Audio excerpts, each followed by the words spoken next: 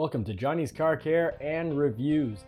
Today is all about the 2021 Ford Bronco 2.7 liter twin turbo V6, the 6-cylinder engine, and we're going to be covering what's wrong with it, or maybe more debunking what's wrong with it.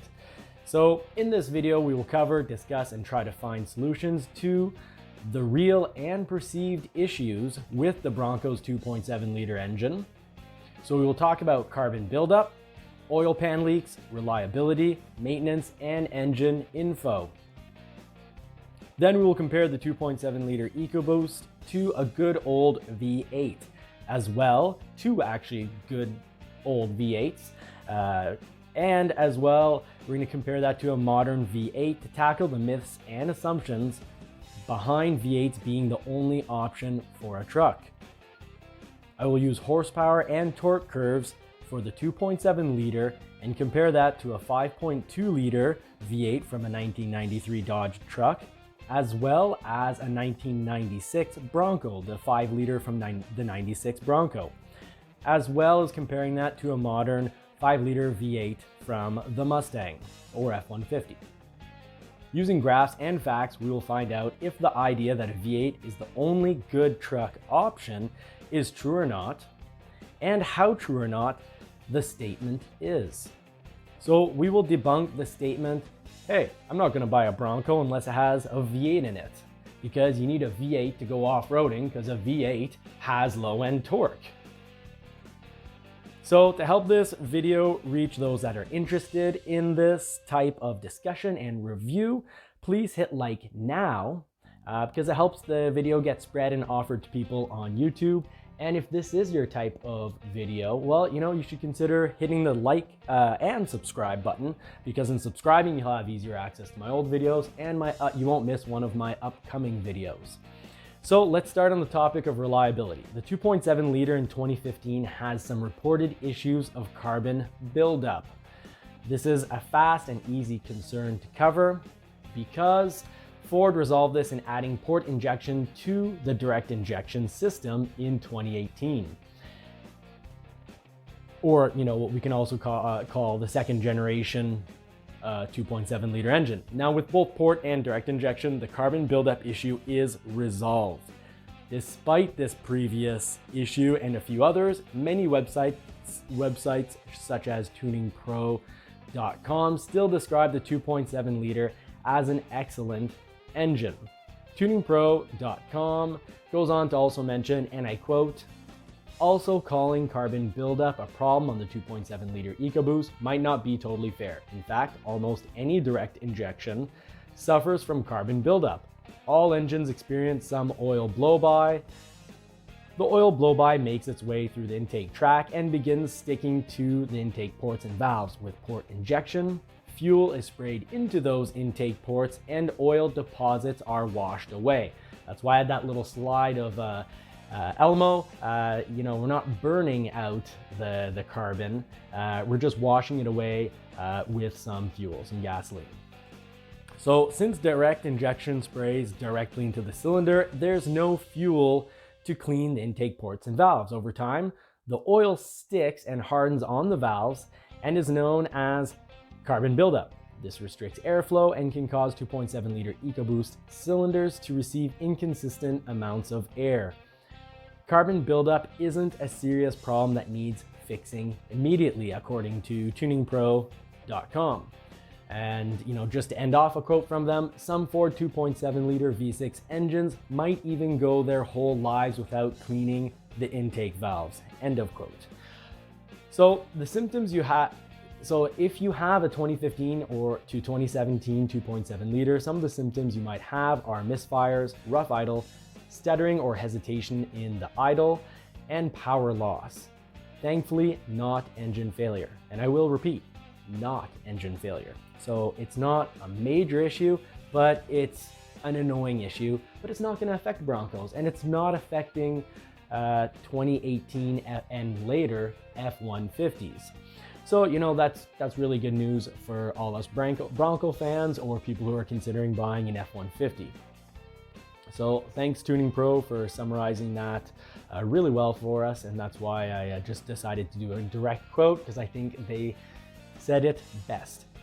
Interestingly enough, also the 2.7 liter is a compact iron block and partly an aluminum block as well. They can join the two pieces together, whereas the 3.5 liter EcoBoost is all aluminum. I just want to point out that the long-term strength and reliability of the 2.7 liter block is awesome, as it is using the same composite materials, graphite and iron, as a 6.7 liter Power Stroke, and that's a really big deal. Also a big deal is to avoid being a myth maker instead of a fact sharer. And you know, part of being a fact sharer is to realize how much an engine can change in between generations.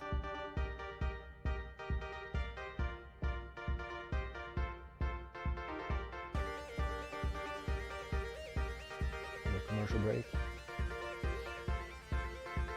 Show you right there some of my 70s V8s that I had. So a fact to prove how much an engine can change from one generation to another is, you know, just looking at the 2.7 liter, you know, just only looking at the highlights of the changes, we can see that it's night and day from generation 1 to generation 2, because noteworthy highlights. Gen 2 got port injection added to the direct injection. It got a high pressure EGR system, lightweight cams, and electronically controlled turbo wastegates. So those are just the highlights. That's a lot of change from one generation to another. So, you know, in order to be a fact share, you got to stay up to date, and you can't take what was once true and just assume it's always going to be true and stick by it. Part of why I'm making this video, because I really want to debunk and you know, get to the facts and demythicize the whole V8 being the only good off-road engine option.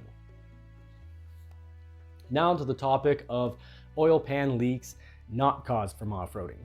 This was an issue for some, as the oil pan was plastic and the hot oil could cause expansion when it would be hot, and then later contraction. So, you know, this affects models 2015 to 2017. Ford got rid of that 100% purely plastic oil pan. It was problematic. It could lead to some very serious issue because, you know, if your oil light's on, by the way, you probably have about 1 liter of oil left. You need to stop right away and get oil into that. But, you know, this could lead to someone who ignores a big flashing bright light in their dash. It could lead to serious problems for the 2.7 liter engine, but that's resolved for 2018. Both F-150s and all Broncos will not have that oil pan from 2015, 16, and 17. Finally, an issue, or more of a maintenance requirement to keep in mind, and this is all part of whether the 2.7 liter is a good engine or not. Yeah, it can be an amazing engine, but it can also be, you know, problematic if you ignore certain facts you should know about a 2.7 liter engine. So you got to keep in mind that all turbo engines wear through spark plugs and ignition coils much faster than a V8. So that's one of the things that are, you know, you could say wrong with a V8. Well, it's only with a 2.7 liter. They go through spark plugs and ignition coils quite a bit quicker than a V8. But a V8 does so as well, and a V8, if you ignore those things, it would also be, you know, somewhat catastrophic. So you got to keep in mind that on a V8 you get about 80,000 to 90,000 miles out of spark plugs, and the ignition coils can last around 160,000 miles, according to tuningpro.com. Now, a 2.7 liter, however, you're going to get 40,000 to 60,000 miles out of those spark plugs, and you're going to get around, give or take, 100,000 miles out of the ignition coils. You got to pay attention to this. I'd argue that, being that this is maintenance, if done in time, as opposed to, if done in time, it's only maintenance. It's not an actual problem. So, and you know, people sometimes say, yeah, the 2.7 liter, they don't like it, or it's a bad engine because of this type of issue, or because of the oil pan, which we already saw, we've resolved. in this video, and Ford resolved it in 2018. So you got to keep that in mind. It's going to need more faster maintenance than the V8 for those two parts, spark plugs and ignition coils. But keep in mind that in life, everything is balanced. The 2.7 liter engine option in the F-150, it gets great low-end torque, it gets amazing and nearly unbeatable acceleration, and better fuel economy than the V8. But, in the end, you spend a little more doing your maintenance earlier on those spark plugs and ignition coils, but you're gonna save in gas because the 2.7 liter also in the F-150 has proven to save gas compared to the V8. Okay, so last on my list of reliability issues with the 2.7 liter is if you do not do your oil changes regularly and with a very good oil filter, you very well might have issues over time. Now, and that's because, engine debris, which ends up in the oil, should be filtered out by the oil filter. If you have a cheap oil filter, your turbos are now going to be your second and third oil filter. They're going to collect that engine debris and you will very likely have issues. Okay, so if you're pulling or you're beating on your Bronco, your 2.7 liter, consider doing your oil changes up to 40% sooner than recommended, miles wise, than recommended by Ford. So let's start by looking at good old V8s and the general assumptions people have about them. A big assumption people have about V8s is their reliability. Pushrod engines are generally extremely reliable. A good old faithful engine, you could say. Now, Ford says that this is a good old engine setup as well for reliability because it's what they are using now. It's one of the options as a gasoline, a petrol Super Duty engine. The 7.3 liter that Ford just released recently, that 7.3 liter petrol engine is, yes, a pushrod engine. You see from the slide here, you got that good old V8 acceleration though. It ain't so good. Those are some slow numbers to today's standards. And that's not true of today's V8s, but it does remain true that a 2.7 liter in an F-150 is faster than the V8. So, the assumption that V8s are just unbelievably reliable is completely accurate. The belief is spot on and it makes sense. But just because it's reliable and great doesn't mean that other options for motors aren't possibly reliable and great. It's a logical fallacy to assume that because one thing is, really good at something that other options are not. So let's dive into that 2.7 liter. We've already been seeing in the background.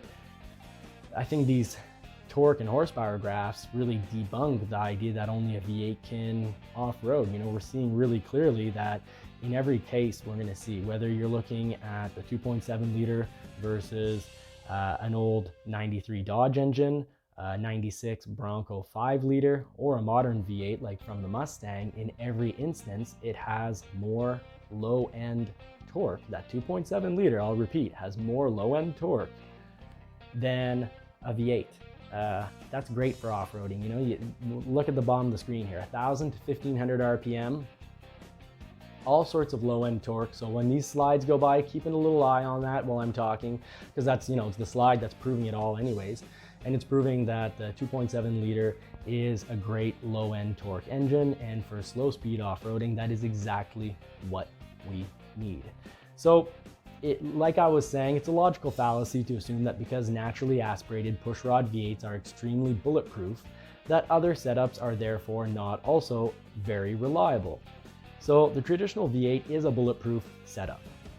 Ford, would completely agree. That's why they have the 7.3 out now. But because I like a good classic hamburger, it does not mean that I should only accept eating hamburgers. And the 2.7 liter is a whole different meal. And it's a good one, it's a tasty one, and let's just jump right on that. So the 2.7 liter is a modern dual overhead camshaft engine that has port and direct injection. Using both those systems, you're getting a lot of benefits in fuel burn, more fuel burn, so it's helping with everything from fuel economy to power. And we're going to compare that dual overhead cam 2.7 liter to a good old pushrod V8 with indirect injection via throttle body injection with overhead cam. So you'll have seen these numbers going by. Keep a little eye on them because the 2.7 liter is making a whole lot more power than what we were getting out of V8s in the 90s and even generally in the early 2000s. So the 2.7 liter is a relatively high revving motor.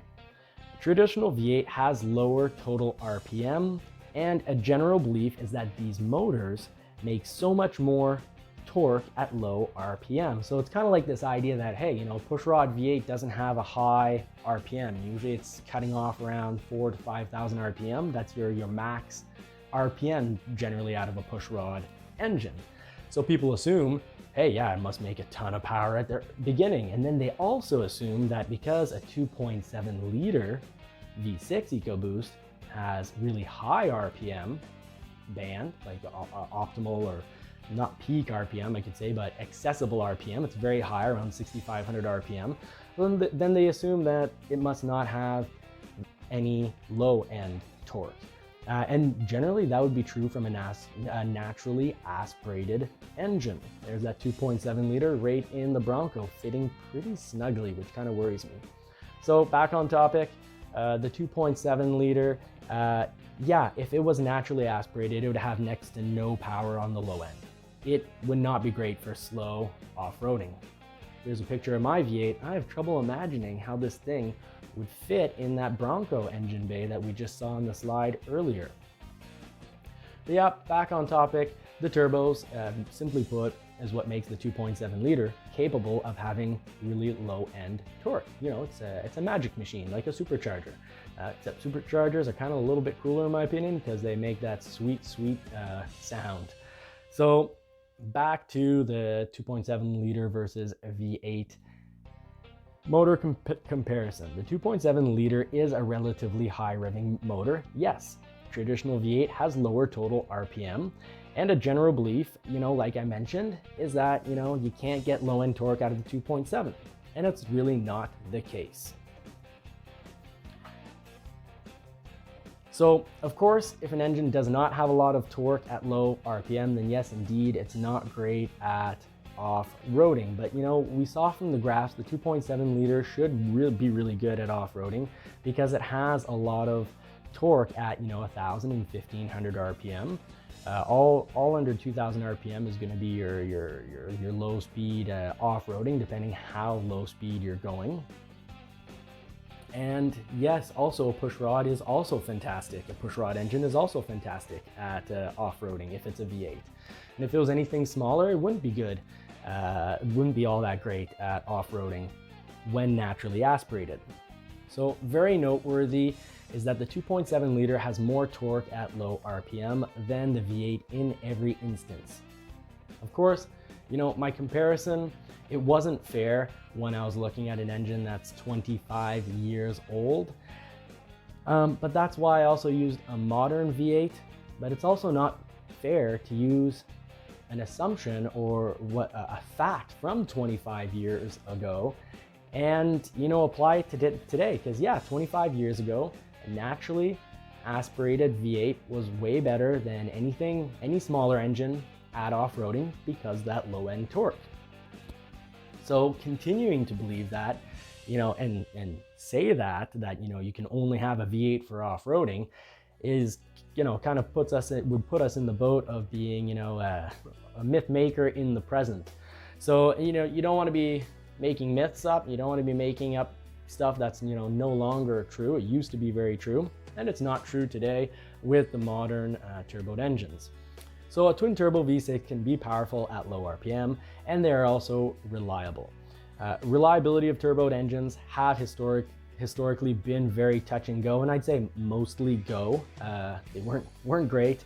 I've personally experienced this because I've had 3 turboed MR2s, I've had a 240SX that was turboed, a 300ZX, and a Subaru WRX, and I mostly had turbo issues with all of them. And I have, they just burned through my wallet, burned right through my wallet. I had leaky turbos. I've had, friends that blew engines. I've put a lot of money into engines and mostly into the leaking turbos or broken turbos. So, it's been touch and go in the past for reliability on turbo engines, whether they're 4 or 6 cylinder or 8 cylinder turbo engines. Historically, problematic.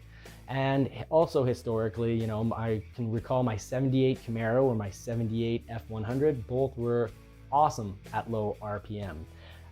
Whereas, I had a six cylinder swapped MR2, and I had to get around, 5,000 RPM, 4,500 to 5,000 RPM to really have any sense of power. Whereas my 78 F100 and my 78 Camaro were a blast at 2,000 RPM. So, these are the types of experiences that have led people to assume from their past experience that the 2.7 liter will not be good. And they're saying, hey, this engine is bad. There are things wrong with it. Yeah, there are some issues. We've discussed it earlier in the video, but those issues are not going to be being bad at off-roading, and it's not going to be reliability. It's going to be, earlier maintenance, but you kind of make that up in all those gas savings you get, every month. So now onto the subject of oil pans and off-roading. Now the 2.7 liter will almost certainly have a composite oil pan, as pointed out in our comments section. Thanks, by the way, to the person that left that. That was a great post. Now, why is this important? Well, I'll tell you exactly why. When you're off-roading, you don't want to lose your Bronco's life essence because your oil pan cracked on a rock or stump and then leaked without you being aware. By the way, when your oil light comes on, stop the truck. They come on at the very last moment. Get oil into the truck. But what can you say what can we do? What's a solution? Well, a great solution is just to either completely swap your oil pan and put in a metal one, either aluminum, I would think steel would be better, because aluminum, well, you have the issue of, aluminum can't touch steel. So, just go with a steel.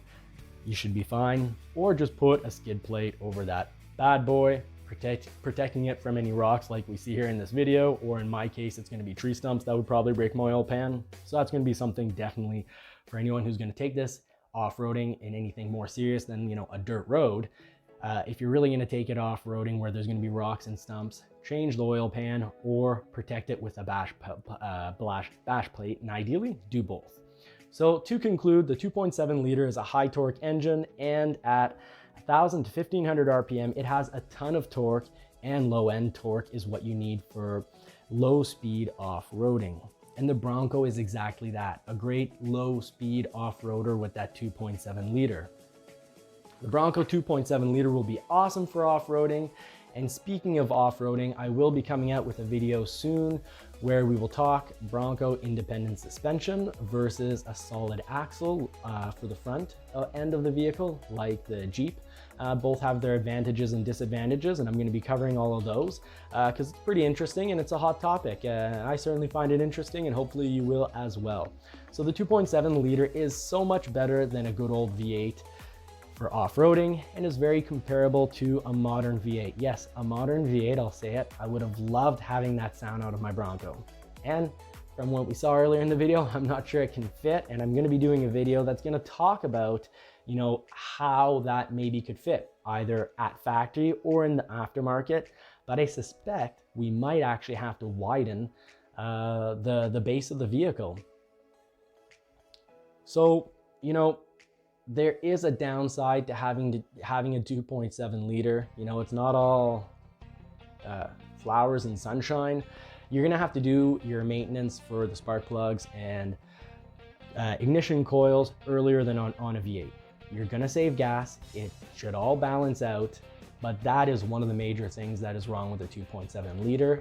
And it's not just, it's not fair to say it's wrong with the 2.7 liter. Would be fair is to say it's wrong with all turbo engines. Pretty much every turbo engine is going to go through spark plugs and ignition coils sooner. But what you get get out of it as a benefit, of the 2.7 liter is going to be great acceleration. I'm not the only one. Back in 2020, I was calculating and estimating that it's going to get 5.6 liters, 0 to 100 on what would be the least aggressive tires. And I'm glad to know I'm not the only one that thinks that, because tuningpro.com just recently put out that they think it's also going to get 5.6. And you know, the engine's going to be great. It's going to be good on fuel. It's going to be reliable. I've looked across multiple mechanics websites, and generally the consensus is that it's a very reliable engine, that it has some issues, which we discussed earlier, but all engines have some issues. You'll never get it just perfect, you could say.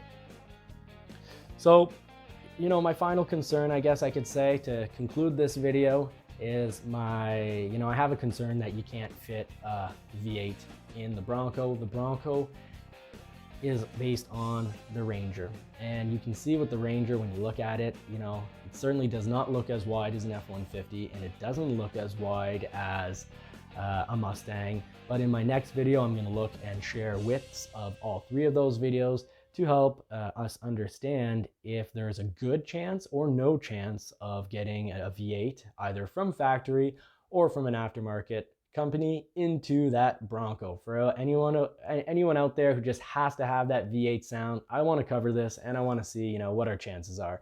So, you know, thank you very much for watching. I really appreciate it. I am really trying to get to the goal of getting 1,000 subscribers. So, you know, if you hit that subscribe button, it will definitely help me out and be appreciated.